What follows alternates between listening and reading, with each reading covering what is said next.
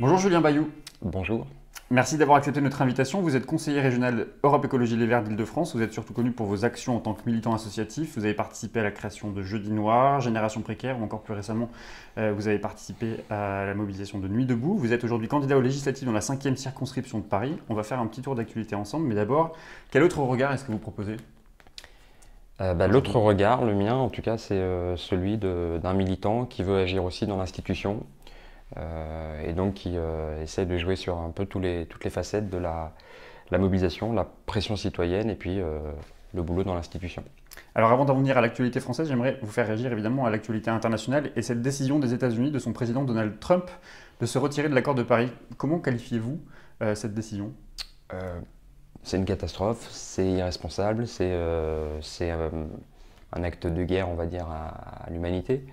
Euh, Aujourd'hui, il y a l'astronaute là qui revient et donc qui montre bien qu'on n'est qu'une seule planète. Et là, les États-Unis viennent de dire au reste du monde, on n'en a rien à cirer.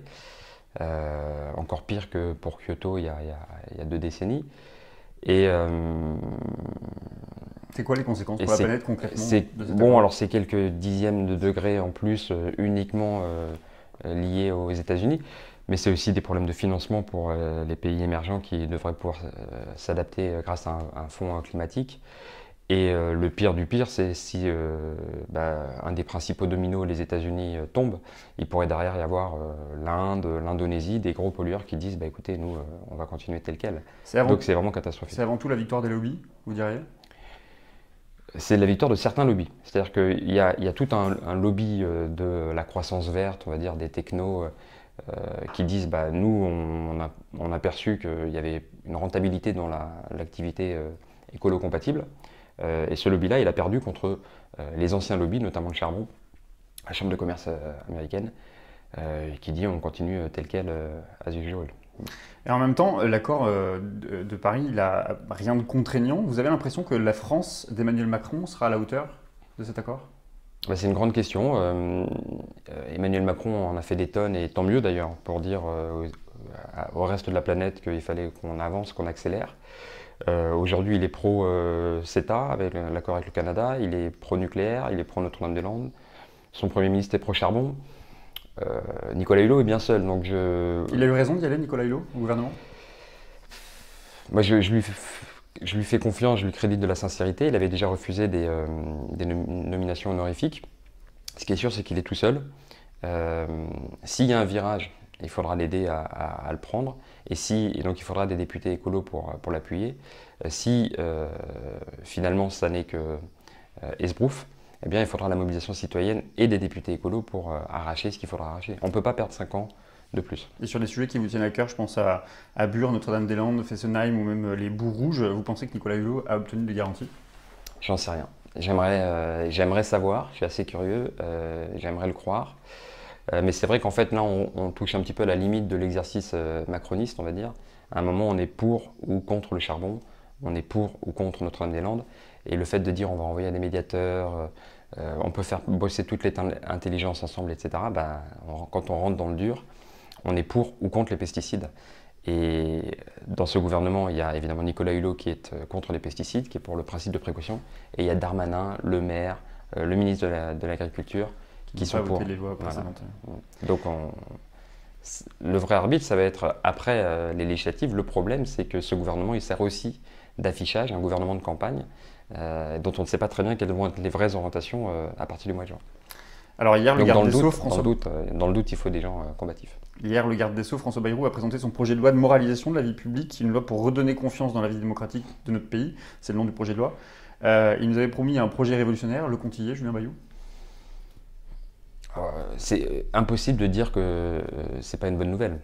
Moi, je suis fervent partisan de la transparence pour qu'on puisse interpeller, demander des comptes à nos élus. La suppression de la réserve parlementaire, c'est une bonne nouvelle. Le fait que les députés soient remboursés de leurs frais sur justificatif comme n'importe quel salarié ou chef d'entreprise, c'est une bonne nouvelle.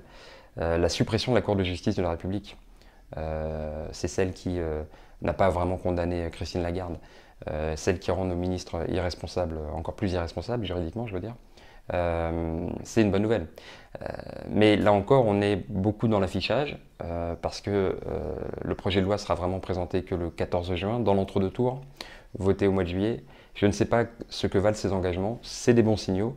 Il faudra des gens dans l'Assemblée pour garantir ou pour aller encore plus loin. Parce qu'il y a quelques manques, notamment sur l'encadrement des lobbies, ou sur le fait qu'il faut l'inéligibilité des élus corrompus, il faut aussi l'inéligibilité des élus condamnés pour violences sexuelles, par exemple. Et en même temps, l'affaire Ferrand tombe assez mal, puisque c'est au même moment que l'annonce de ce projet de loi a été faite. Il doit démissionner, selon vous, Richard Ferrand? Je pense que oui, quand on dit moralisation de la vie publique, on ne peut pas se contenter de dire c'est légal, avec les mêmes arguments finalement que Fillon. Le montage de Ferrand, c'est quand même de l'enrichissement sans cause. Hein, c'est-à-dire que vous mettez 100 euros et derrière vous avez la garantie de récupérer 500 000. Donc, et si ça ne marche pas, bah, vous ne créez pas la société civile immobilière. Enfin, voilà, je veux dire, il est jugé parti, il a signé lui-même le compromis de vente. Bon, il a placé à la direction des mutuelles sa numéro 2, etc. Enfin, ça sent pas bon. Mais le climat de suspicion qu'il y a sur les élus, par exemple, Yannick Jadot, d'autres députés, d'autres parlementaires européens sont aussi suspectés d'emploi fictif. Quand on est suspecté aujourd'hui, il faut démissionner? Non, mais là c'est quand même compliqué de parler de moralisation et de ne pas en donner les gages. Et de la même manière que pour la justice, on dit qu'il faut l'indépendance et l'apparence de l'indépendance, c'est-à-dire que l'apparence est tout aussi importante, eh bien dans un gouvernement, il faut pouvoir être hors de cause. Et il n'a pas produit les quelques preuves ou indices ou réponses qui auraient pu faire redescendre l'affaire, au contraire. Alors je l'ai dit, vous êtes candidat aux législatives dans la 5e circonscription de Paris, vous êtes 20 candidats et parmi eux un candidat communiste et un candidat de la France Insoumise. Il y a aussi une candidate socialiste sortante, le candidat de En Marche, la droite évidemment. Une candidature de rassemblement à gauche n'était pas possible, Julien Bayou? Ben, moi j'ai essayé jusqu'au bout, y compris sans suppléante dans l'espoir qu'on puisse travailler à un rassemblement. Il faut dire que localement, le parti Ensemble a joué un vrai rôle de liant en disant nous on n'aura pas de candidat mais on souhaite soutenir une candidature de rassemblement. Ça a été très mal engagé d'emblée entre France Insoumise et le PC, comme au niveau national, mais peut-être en pire. Et puis là où on s'entend bien avec évidemment les Insoumis, parce que la circonscription comprend le 3e et 10e arrondissement, donc la place de la République. Et donc évidemment on s'y retrouve assez souvent pour des manifestations, donc on se connaît bien. Mais il y a eu un veto du national, comme partout finalement, et Jean-Luc Mélenchon en particulier portera la responsabilité de condamner la gauche écologiste à la figuration. Alors finalement, qui est votre principal adversaire? C'est La République En Marche, Benjamin Griveaux? Oui, bien sûr. Disons que c'est le favori, parce que Emmanuel Macron a fait 40%. Pas tellement sur son nom ou sur son projet, mais parce qu'il était placé comme un vote anti-FN ou anti-Fillon. Ça a beaucoup joué dans le 3e arrondissement notamment. Et la question maintenant, c'est envoyer un député écologiste pour soutenir Nicolas Hulot, pour s'opposer à la casse sociale et pour arracher ses garanties sur la moralisation de la vie publique. Et si vous êtes élu député, vous siégez dans quel groupe? Puisqu'a priori, les intentions de vote parlent de 2% pour Europe Écologie Les Verts, donc pas suffisamment de voix pour constituer un groupe. Avec qui vous travaillerez si vous êtes élu député? Je ne sais pas. Je travaillerai avec les députés qui voudront adopter une approche constructive. Je ne me vois pas voter contre un projet de moralisation de la vie publique au motif qu'il faut s'opposer systématiquement à la logique Macron. Et je ne me vois évidemment pas siéger avec des socialistes qui se réclameraient de la majorité présidentielle et qui voteraient la casse, les ordonnances sur la loi travail maximal.